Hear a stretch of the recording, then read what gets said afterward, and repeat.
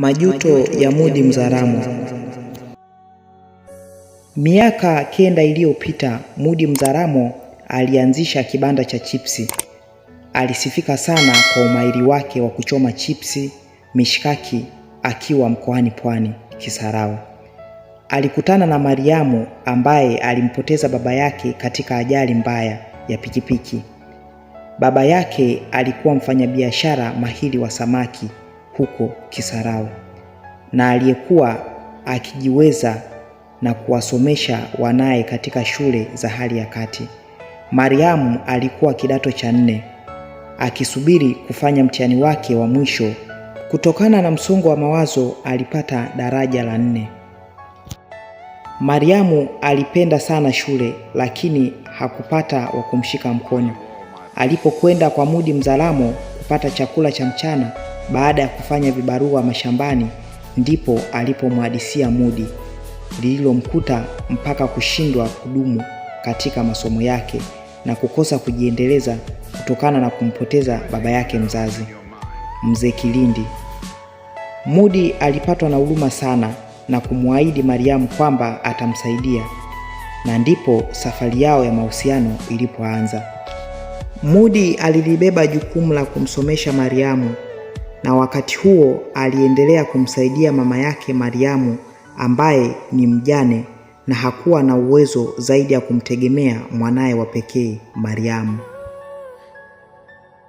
Mudi alipata upinzani mkubwa sana kutoka kwa ndugu zake kiasi cha kutengwa kutokana na kushindwa kuwasaidia wadogo zake ambao pia walifeli shule.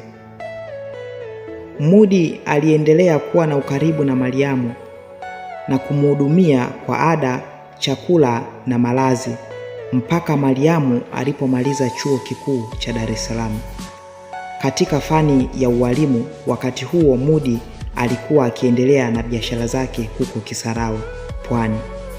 Alikuwa na matarajio makubwa sana ya kwamba Mariamu akimaliza chuo atamuoa. Mariamu alipomaliza shule akaanza kujitolea kufundisha katika shule moja iliyopo jijini Dar es Salaam.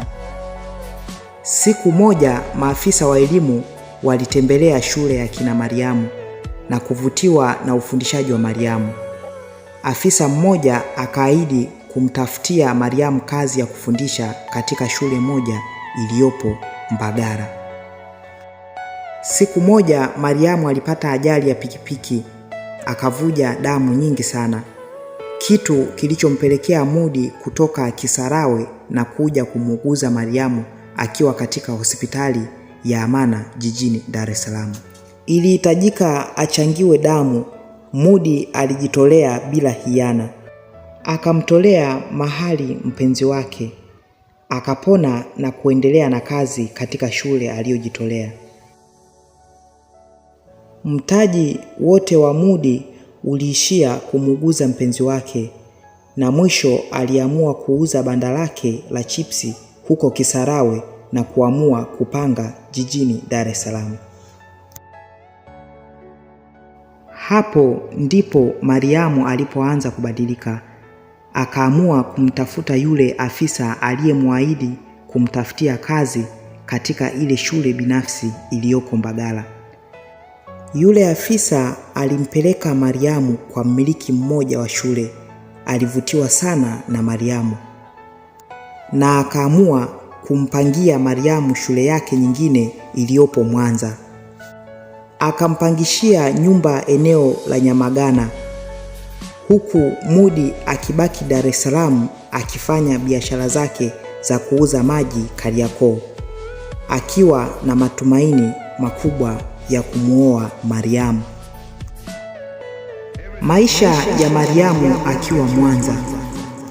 Yule tajiri aliyemtafutia kazi Mariamu alimpa masharti Mariamu kuachana na Mudi, huku akimwambia hataki hata kusikia akiwasiliana na Mudi.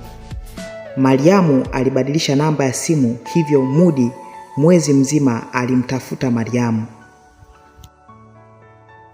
Namba unayopiga haipatikani kwa sasa, tafadhali jaribu tena baadaye. Usiache kufuatilia sehemu ya pili kujua kitu gani kilichoendelea.